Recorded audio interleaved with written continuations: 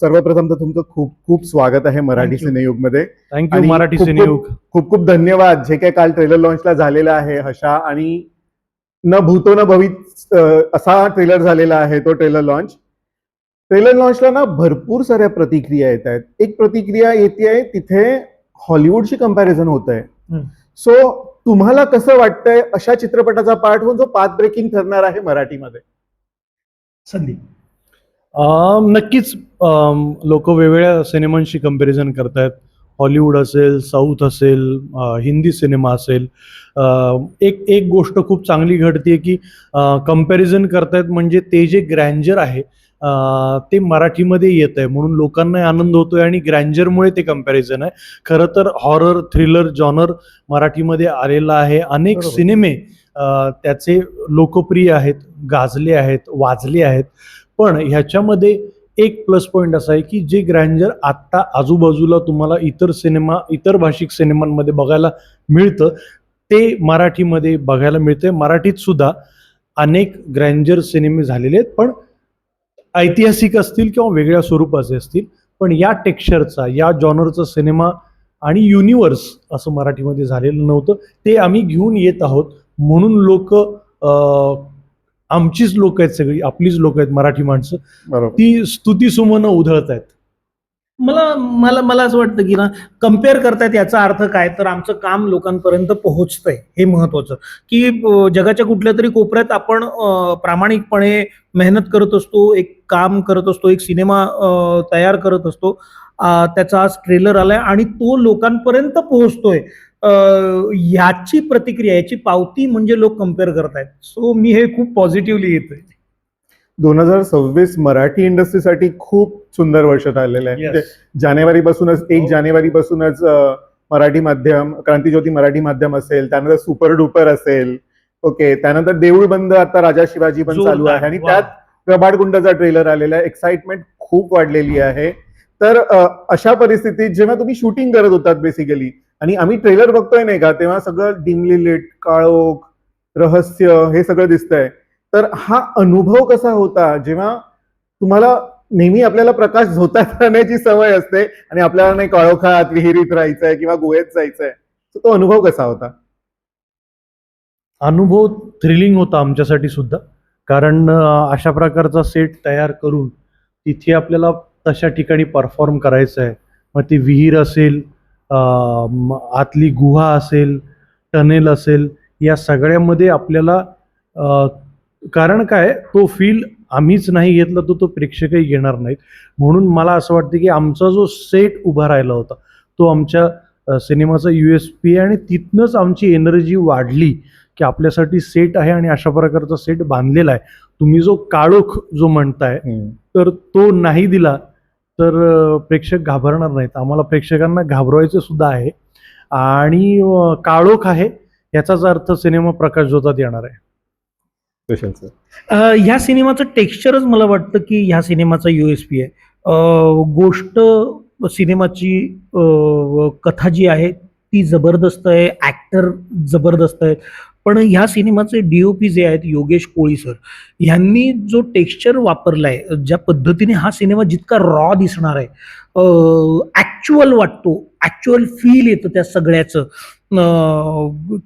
तर ना ते खूप डार्क आहे. मला वाटतं तो सेट, ते वातावरण, ते हळूहळू हळूहळू तुमच्यात उतरतं. त्यामुळे ह्या सिनेमात काम करणं हे एक्साइटिंग कमी आणि एक्झॉस्टिंग थ्रिलिंग जास्त होतं. हो, दोन्ही. असं ते होतं. सेटवर काम करताना असं खूप ना, असं वेगळं जाणवायचं, काहीतरी आपण वेगळं करतोय, काहीतरी वेगळं होतंय आपल्याकडनं. आणि काल जो काही आम्ही ट्रेलर बघितला, आणि यार हे आपल्याकडनं घडलंय, यार हे घडलं आपल्याकडनं असं वाटावं. कमाल. आणि नटाला ना तो फार आनंद असतो की जेव्हा आम्ही फक्त परफॉर्म करतो, पण त्याच्यानंतर जी फिल्म सजवली जाते ना, की त्याचं DI, colour correction, sound, BGM, foley, हे सगळं जेव्हा होतं ना काम, मग त्याच्यानंतर जो ट्रेलर आता आलाय, तर आम्ही सुद्धा बघायला एक्सायटेड आहोत. कारण टेक्निकल टीमने जे काम केले म्हणजे VFX, बरोबर, हो. तर अख्खा सिनेमा आम्ही VFX झाल्यानंतरचा बघितलेला नाही, त्याच्यामुळे आम्हाला प्रेक्षकांसोबतच आम्हालाही उत्सुकता आहे की हा. सिनेमा कसा झाला. संदीप, तू म्हणतोस ते की आपण 3ऱ्या-4थ्या रांगेतले आहोत, ते सांग ना, ते सांग. नाही, मी नेहमी आता मी त्या प्रोसेसमध्ये बऱ्यापैकी इन्व्हॉल्व आहे या फिल्मच्या स्क्रिप्ट रायटिंग पासून ते आत्ता जेव्हा पोस्ट सुरू झालं त्याच्यामध्ये सुद्धा मी श्यामच्याईमध्ये सुद्धा अशा पद्धतीने इन्व्हॉल्वमेंट दाखवली होती. तर ते सगळं बघत असताना करत असताना VFXला मी गेलो होतो, 1-2 दिवस VFXचं काम बघत होतो. DI ला अजय देवगण सरांचा स्टुडिओ आहे, तिथे मी गेलो होतो, अख्खा दिवस DI बघत होतो, म्हणजे कलर करेक्शन कसं होत आहे, त्यानंतर BGMचं काम चालू आहे ते कसं होत आहे, फॉलीचं काम. ते बघत असताना मला असं वाटलं की अरे आपण नटाभोवती सिनेमा, या नटाचा सिनेमा, या नटीचा सिनेमा असं म्हणून बघतो, परंतु खरं तर स्टार किंवा नट ऍक्टर हा 3ऱ्या-4थ्या रांगेतला आहे. पहिल्या 2-3 रांगांमध्ये ही सगळी माणसं आहेत. मग त्याच्यामध्ये director, DOP, editor, colourist, DI, foley, त्याच्यानंतर VFX, ही सगळी मंडळी सिनेमा मोठा करतात. नट हा नंतर येतो, पडद्यावर आधी येतो, पण नट हा नंतर येतो, 3ऱ्या-4थ्या रांगेत आहे. त्याच्यामुळे सर्व प्रेक्षकांना एक कलाकार म्हणून कळकळीचं आवाहन करतो, जेव्हा सिनेमा संपतो, जेव्हा एंड स्क्रोल येतात कुठल्याही सिनेमाचे, मराठी, हिंदी, हॉलिवूड, कोणताही सिनेमा असेल, तर एंड स्क्रोल संपल्यानंतर सीटवरनं तुम्ही उठा आणि एक्झिट घ्या.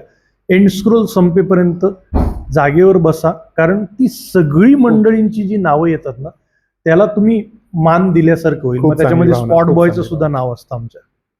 मला ह्याच हे ऐकल्यानंतर संदीप आत्ता म्हणजे डोळ्यासमोर असं येतं की आपण नट म्हणजे ना घड्याळातल्या सेकंद काट्यासारखे असतो, की आपण चालत राहायचं आपल्या गतीने.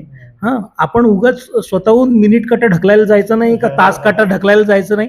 आपण चालत राहायचं, मिनिट काटा बरोबर पुढे जाईल, तास काटा बरोबर पुढे जाईल आणि आपली वेळ येईल जी आता 19 तारखेला येते आणि प्रेक्षक सांगतील की तुमची काय वेळ आहे. ते तर बरोबर आहे, कारण की काल ट्रेलर पाहताना ना खूपदा, म्हणजे आपण 2दा पाहिला ट्रेलर, खूपदा अंगावर शहारे आले, सेकंड टाइम पाहिला अजून आले. हा अनुभव जेव्हा तुम्ही पाहताना तुम्हालाही आलेला आहे का, की अंगावर खूप शहारे येत होते, गुजबम्स येत होते आणि सतत वाटत होतं की काय घडणार आहे, काय घडणार आहे? येत होते ना. गुजबम्स येण्याचं कारण साऊंड आहे. परफॉर्म करताना तिथे सेटवर साऊंड नसतं ना, तो आम्हाला तो फील घ्यावा लागतो साऊंडचा आणि मग परफॉर्म करावा लागतो. पण जेव्हा हे सगळं सजतं ना त्याच्यानंतर जेव्हा तुम्ही विथ साऊंड बघता, कारण हॉरर थ्रिलरमध्ये सगळ्यात महत्वाचं काय तर साऊंड, त्याच्यामध्ये BGM, फॉली, हे सगळं सगळ्यात महत्वाचा फॅक्टर आहे. तो हे DOP कॅमेरा जसा महत्वाचा आहे तसंच तेवढाच साऊंड महत्वाचा आहे. विथ साऊंड जेव्हा आम्ही ट्रेलर आधी बघितलं नव्हतं, ऐकलं नव्हतं, विथ साऊंड जेव्हा आम्ही काल ऐकलं तेव्हा गुजबम्स आलेच. भयपट असतो ना, भयपटाला बॅकग्राऊंड साऊंड हे कॅरेक्टर असतं. एखाद्या कलाकारा इतकंच ते प्ले करत असतं, कॅरेक्टर प्ले करत असतं ते. तर आम्ही इतके दिवस मागत होतो खरं तर की आम्हाला ट्रेलर बघू, आपल्याला एक्साइटमेंट असते ना, पण आम्हाला आमच्या दिग्दर्शकांनी ट्रेलर पाठवला नाही. तो आम्ही तुमच्या सोबत डायरेक्ट थिएटरवरती पाहिला आणि तो इतका अंगावर येणारा होता, अरे अरे अरे बाप रे बाप बाप.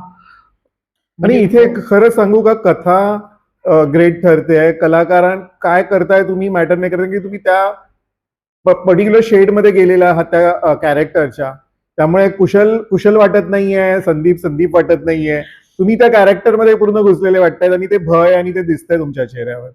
जसं हा म्हणाला की काही साऊंड कॅरेक्टर असतात ना, रामगोपाल वर्मांचं भूत नावाचा सिनेमा, नाना सर होते त्याच्यामध्ये, नाना पाटेकर सर, त्याच्यामध्ये तो बेलचा आवाज आहे आणि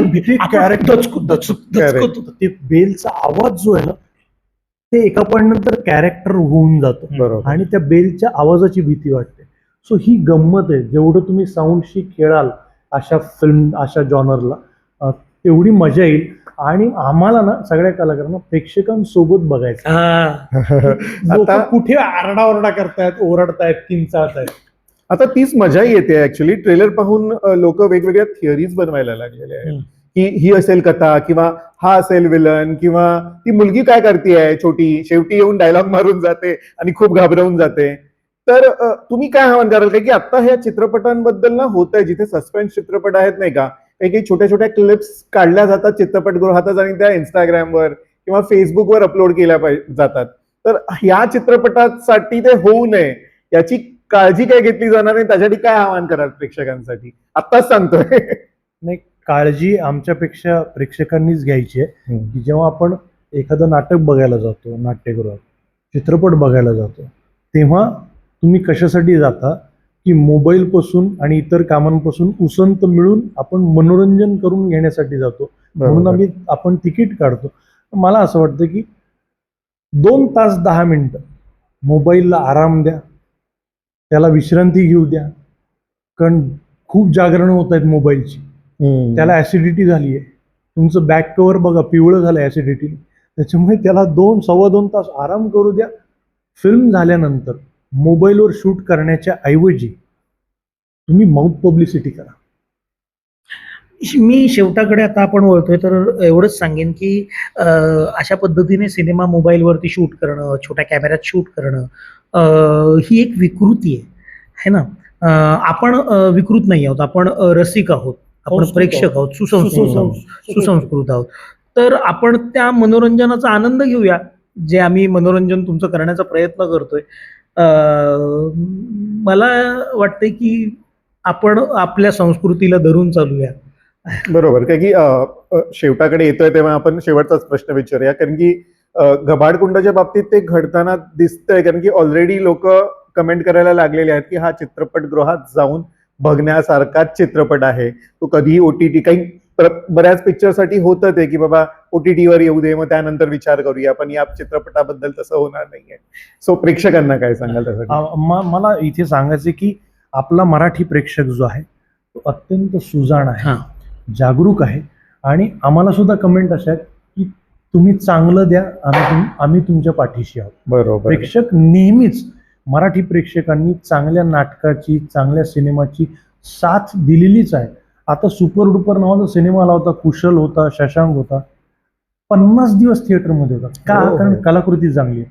तुम्ही जसं म्हणालात की हे वर्ष सुरू झालं, मला तर असं वाटतं ना, हे वर्ष मराठी सिनेमांचं वर्ष आहे.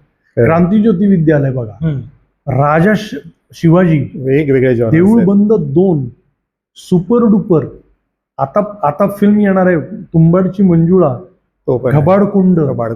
हे वर्ष मराठी सिनेमाचं आहे आणि प्रेक्षक भरभरून प्रेम करतात. तुम्ही चांगलं द्या. प्रेक्षकांकडे 2 गोष्टी आहेत, वेळ आणि पैसा. हो, कारण की एक वेळ अशी होती की पूर्ण वर्षभर पण 100 कोटी जमवू शकत नव्हता मराठी चित्रपट, आणि आता असं झालेलं आहे की 100 कोटींच्या जवळपास सगळे पिक्चर चालू आहेत. नाही, सिनेमे उत्तम चाललेत. मराठी सिनेमे, मराठी चांगला सिनेमा हा उत्तम जातो, उत्तम चालतो. मराठी लोक प्रेक्षागृहात येतात. फक्त आपला सिनेमा चांगला असायला पोहोचवला पाहिजे. महेश मांजरेकर सरांनी फार छान कॅल्क्युलेशन सांगितलं, मला ते फार आवडलं. आणि तेव्हा ते ऐकून मला असं वाटलं, महेश सरांचं वाक्य की हा यार, आपली जबाबदारी, आपण चांगलं दिलं ना लोक येतील. छावा सिनेमा सरांनी सांगितलं, महेश सरांनी, की छावा सिनेमानी सगळ्यात जास्त बिझनेस केला महाराष्ट्रात. 300 कोटींच्या वर, अराउंड 300 करोड प्लस. 300 कोटी म्हणजेच लोकांची पेइंग कॅपॅसिटी आहे 300 कोटी. उद्या जर एखादा मराठी सिनेमा असा येईल की मराठी सिनेमा महाराष्ट्रात आत्ता 100 कोटी कमवतोय ना, पुढच्या वर्षापर्यंत 300 कोटीवाला सिनेमा येईल. आणि मला एक वाटतं की आमचा जो घबाडकुंड हा सिनेमा आहे तो तुम्हाला वर्थ फॉर व्हॅल्यू आपण म्हणतो ना, तसा आहे. तुम्हाला संपूर्णपणे एंटरटेन करणारा आहे. तुम्हाला भीतीची पण मजा येईल, तुम्हाला हसायला पण येईल, तुम्हाला थ्रिलर पण वाटेल, सस्पेन्स पण आहे, याच्यामध्ये गोष्ट गुंफलेली आहे, ते सगळं तुम्हाला मिळेल. एक एंटरटेनमेंट फुल पॅकेज आहे. सो प्लीज 19 तारखेपासून प्रेक्षागृहामध्ये येऊन आमचा घबाडकुंड हा सिनेमा नक्की बघा. अजून एक कळकळीचं आव्हान म्हणजे की ही फिल्म आहे ना, हॉरर जॉनर थ्रिलर असल्यानंतर आपण म्हणतो की नाही आपण एकटे जाऊन बघूया. नाही, फॅमिली एंटरटेनमेंट आहे. आमच्या सिनेमामध्ये लहान मुलगी सुद्धा आहे, त्याच्यामुळे तुम्ही सहकुटुंब सहपरिवार आनंद घ्याल. जसं तुम्ही एखाद्या जत्रेत जाता आणि रोलर कोस्टर राईड घेता, थ्रिल अनुभवता, ते मेरी गो राऊंड असतं ते करतात. तर ते जसं आहे ना तसा एक्सपिरियन्स म्हणजे ही फिल्म आहे. विथ फॅमिली बघा. थँक्यू. खूप खूप धन्यवाद तुमचे, आणि नक्कीच तुमच्या कॅरेक्टर्सना आपण 19 जूनला नक्की भेटू चित्रपटगृहात. थँक्यू. तुमचे आभार. थँक्यू.